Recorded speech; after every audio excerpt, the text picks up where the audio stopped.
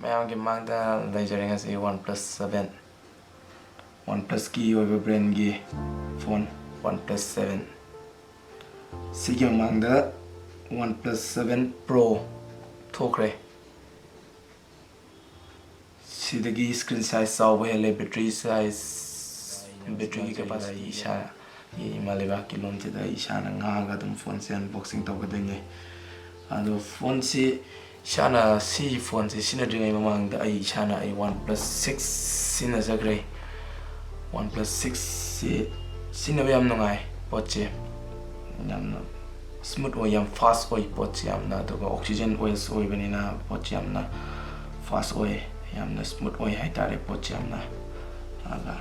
ꯃꯃꯥꯡꯗ ꯑꯩꯅ ꯂꯧꯖꯈꯤꯕ OnePlus 6ꯁꯤꯒꯤ ꯄꯣꯠꯁꯤ ꯃꯤꯔꯔ ꯕ꯭ꯂꯦꯛꯅꯦ ꯑꯃꯗꯤ 8GB ꯑꯣꯏꯔꯒ 128GB ꯑꯣꯏꯕ ꯄꯣꯠꯅꯤ ꯑꯩꯅ ꯃꯃꯥꯡꯗ ꯂꯧꯖꯈꯤꯕꯁꯤ ꯑꯗꯒꯤ ꯃꯃꯥꯡꯗ OnePlus 6ꯁꯤꯒꯤ 8GB RAM ꯑꯣꯏꯔꯒ 128GB ꯑꯣꯏꯕ ꯄꯣꯠꯁꯤꯅ ꯂꯩꯈꯤꯕ ꯃꯥꯒꯤ ꯄꯤꯈꯤꯕ ꯃꯃꯜꯒꯤ ꯃꯥꯒꯤ ꯄ꯭ꯔꯥꯏꯁꯁꯦ 39,999 almost 40,000 ꯒꯤ ꯃꯌꯥꯗ ꯂꯩꯈꯤ ꯄꯣꯠꯁꯦ ꯑꯗꯨꯕꯨ ꯍꯟꯗꯛꯀꯤ ꯂꯥꯛꯂꯤꯕ OnePlus 7ꯁꯤꯗꯗꯤ ꯄ꯭ꯔꯥꯏꯁꯁꯤꯁꯨ ꯌꯥꯝꯅ ꯇꯥꯔꯦ ꯌꯥꯝꯅ ꯄꯣꯠꯁꯤꯁꯨ ꯌꯥꯝꯅ ꯐꯔꯦ ꯃꯃꯥꯡꯗ ꯊꯣꯛꯈꯤꯕ ꯐꯣꯟ OnePlusꯀꯤ ꯁꯤꯔꯤꯁ ꯃꯌꯥꯝ OnePlus 5, 5T, OnePlus 6, 6T, 7, 7 Pro ꯈꯔ ꯂꯩꯔꯒ 7T ꯂꯥꯛꯄꯁꯨ ꯇꯝꯕ ꯉꯝꯗꯦ ꯐꯪꯉꯒꯗꯤ ꯑꯗꯨꯁꯨ ꯑꯗꯨꯝ ꯂꯩꯔꯒ ꯁꯤꯖꯤꯟꯅꯕꯗ ꯅꯨꯡꯉꯥꯏꯒꯅꯤꯅ ꯈꯟꯖꯩ ꯑꯗꯣ okay let's start unboxing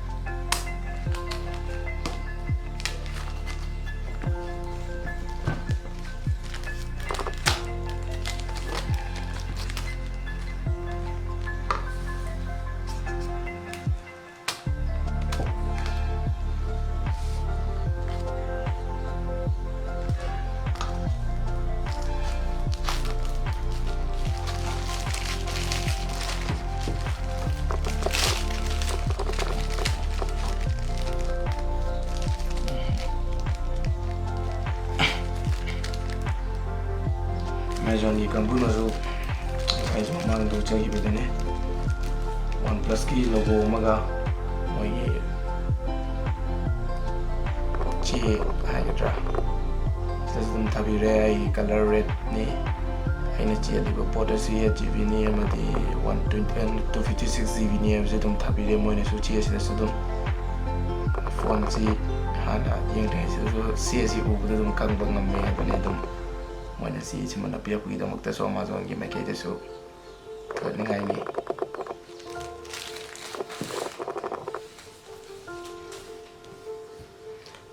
ꯕꯣꯛꯁꯁꯦ ꯍꯥꯡꯗꯣꯛꯑꯁꯤ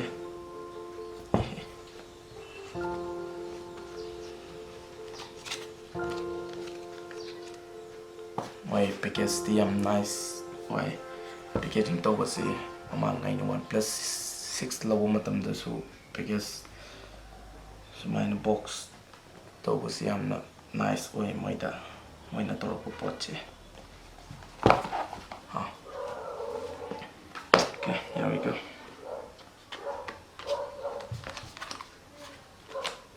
Phone che lere. Amada se paperwork. Haigadra moina YouTubers composing na hojik kan English ta kaida Hindi da unboxing taw matam da haina baduni. Aina zum sina jabe wane. Manung da ka yaw no mayam yemina se.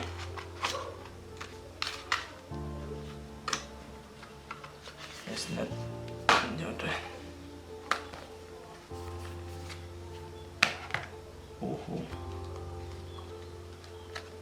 back cover ama adra case agadra ma free da happy rubber case ni wachi khoi plastic kumba tekpa kaiba thuba pot ti natti na kanje asi jo thagani ngai ne Sis chang manung dari ke yauri. Okay.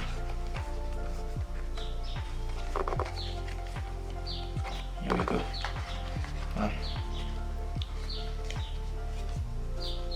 I use SIM tray. Phone C SIM tray. SIM sana ba. Ay kulay agad SIM tray yaure.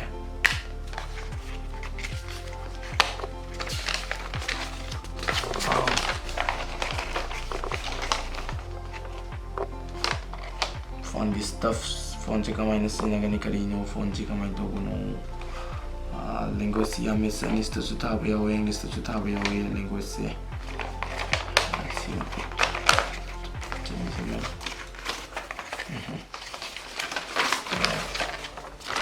mang sila na go beyond speed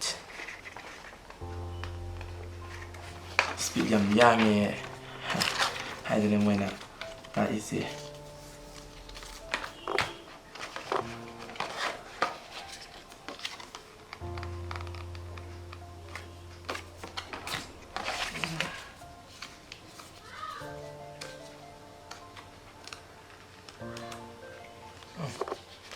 user manual agira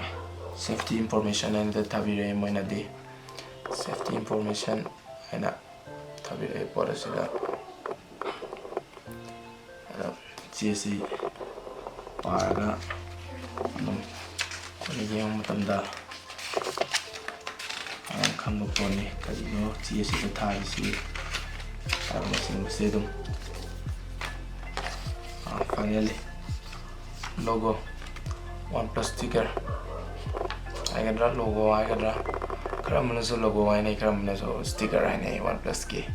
ema mangda so OnePlus 6 lai mutam so dum phangje ki OnePlus ki si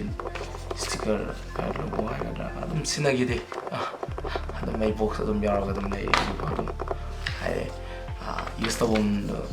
lai tawni na adana ne lore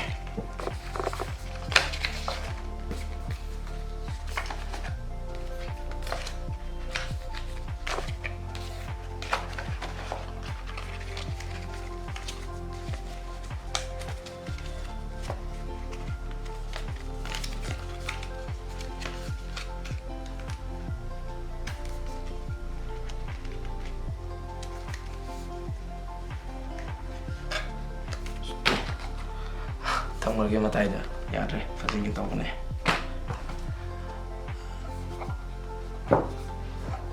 OnePlus 7 cover matai thamjarage ma'am phone da amu meeting tamina se punna here is the phone si lejare ma'am OnePlus 7 phone Iminar si ma'am ko punna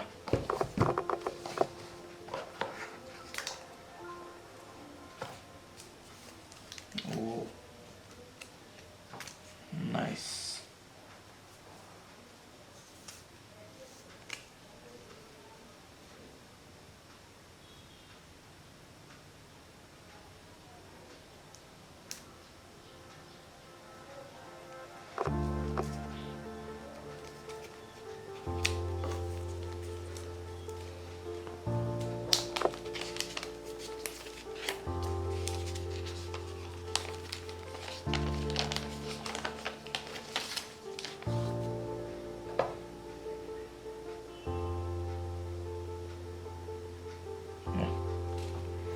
phone si lejare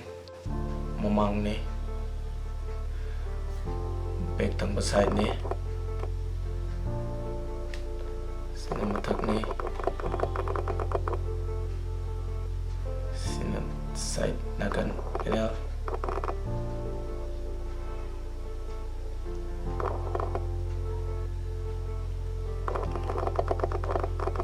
maning tang ba side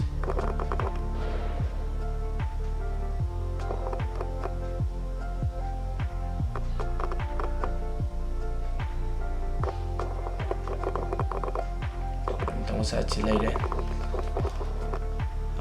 sum na kanna power button ade magi alert slider lei re top down de ke su yog only sim tray ka malem tak ti yawi sina ta second noise cancellation microphone orang ko wale tom side na volume rocker lei re em sida dum ya tabiro dum tambang na ni para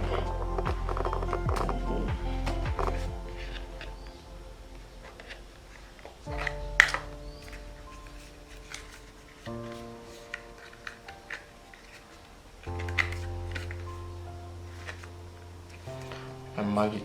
charger USB type C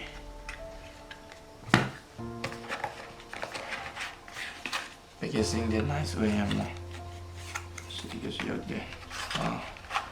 At last, Darth charger. Darth.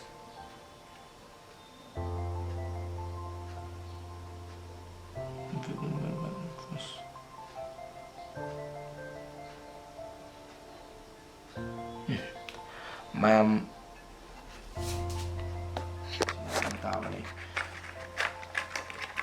Bluetooth. Isagi Bluetooth, isana Bluetooth headphone gumba sinar gadi dum Bluetooth headphone do sinar dum kasu kai dia na kanje Bluetooth headphone dum sinar bibi ya na kanje isagi bakal jadi phone jadi yang pada kimatik da masanale phone je color si red ni oh ini red bagi warna tu yang aigis mode tadi dark red nara ko purple gum chang bagi mong da tawi color si red ai jumai ko red ai si red ai si color si ni mayam na red ai na khang na ri si angang ba si red si da gi di phone si na di khatang motion ba natra khatang purple oi khatang langkhat ba oi nangkat possible ai light ke mangan jino ram me ai do tang phone ji yeng bada color red chi da gi di si sina phone jina katang motion ba dong na di khali ai yo khal da di andaga ai na face to face yeng aga na phone ji fit yeng bada purple machu gumba chang ba dumai na to oi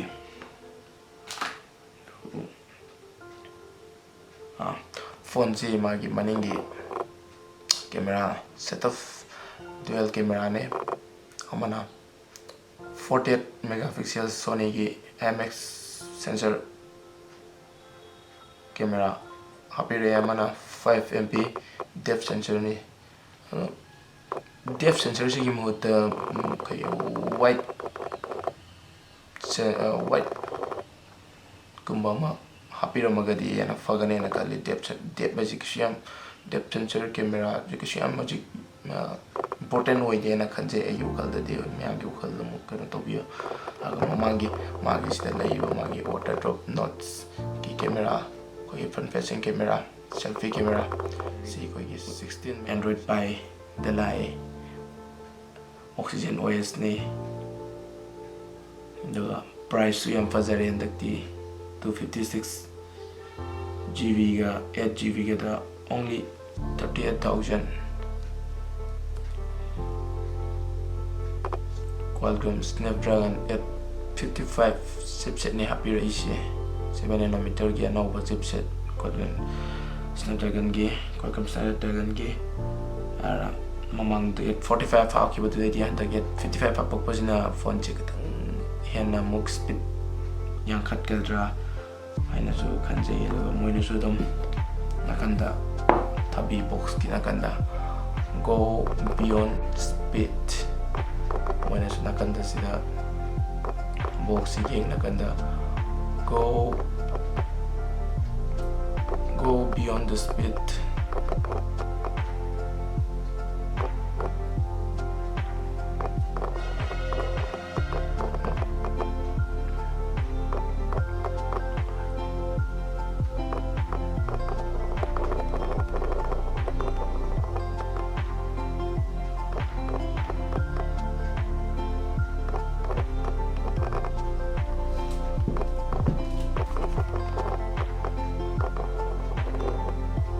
Just go beyond speed. I don't have it. I'm not gonna talk on white dragons, so I cannot talk it. Okay, I'll see. Hey, not them JV camera angles in a go beyond speed. I not have it. When you saw speed tick from the Ryan, a California, Sinamatamda. For a see, unboxing video, Sibo, playing the video. Mipung khudimag chirinaw alaman lebiba iramdamja lebiba mipung khudimag taina thapa phongtokchari aduga video si like nambiyo mati ai channel se subscribe tawduba mipung khudimag na so subscribe tawbiyo makhata na upload tawroknaba video kaya ma sem chadana leijari makhata na mayamgi thapinka tawbuena apaw video kaya matagat chara kaya na mayami pumdu tamjari aduga yi channel se subscribe tawdriba misingduna channel se subscribe tawbiyo aduga video sibu like nambiyo madi asigi unboxing video sibu miyeng tabiba mipung khudimang nasu isa ki mod oina comment tabibiro kasi kaiba leite once agi OnePlus 7 Pro tadi bichidagi matagsdagi flip of camera yawe na hai we video da kai YouTube da yang da so do sinadi kwai da best way yam handy way pot pai matan yamna sada yamna smooth oina yamna any one hand sinabayawa pot ama oina dum pot che oire ai setup tawjagani doga ai mu khara suppose hot kamba khara ai laujaraga ai dum tara charake ai sanapone sanapona ke dra inde summa ye Instagram da studio da tamjaba ye pone sigi potsi ai nazi video